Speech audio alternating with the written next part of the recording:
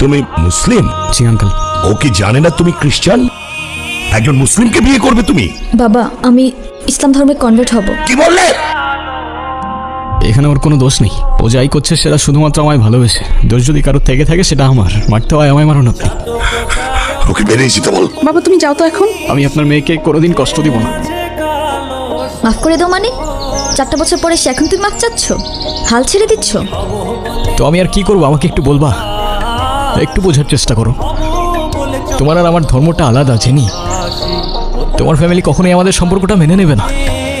তুমি কি আমাকে ভালোবাসো না? দুনিয়ার সবাই মেনে না নিলে যদি আমার প্রতি তোমার ভালোবাসাটা কমে যায় না, তাহলে থাকো, আমি চললাম। কোথায় যাচ্ছ? বাবার পছন্দের ছেলেকে বিয়ে করতে। তাহলে আমার কি হবে? তুমি তো আর আমাকে ভালোবাসো না। বাসি, অনেক ভালোবাসি। পরিবার তো মানবে না। না মানুক? সমাজ কি বলবে? সমাজের বাইরে চলে যাব। কত দূর? যতদূর গেলে তোমার আর আমার ছোট্ট একটা সংসার হবে। আগলে রাখতে পারবে? সারা জীবন।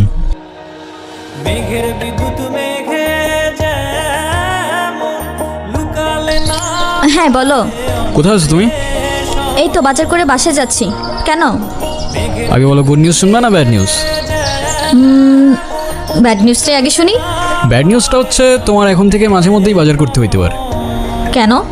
কারণ গুড নিউজটা হচ্ছে নতুন চাকরিতে তোমার হাজব্যান্ডের কাজের অনেক চাপ থাকবে এখন থেকে। কংগ্রাচুলেশনস। কিন্তু স্যার, আমি আর বাজার করতে পারবো না। যত রেটি হোক না কেন, বাজার কিন্তু আপনাকেই করতে হবে। কেন, কি হয়েছে? আরে ধুর, আমি একদমই দামাদামি করতে পারি না। আজকেও 150 টাকা ঠকে আসছি। আমার মনের মানুষের সনে মিলন হবে কত দিনে। আপনারা কারা? আর বাসার ভিতরে কিভাবে ঢুকেছেন? কারা বাসে? হ্যালো? আমার মনের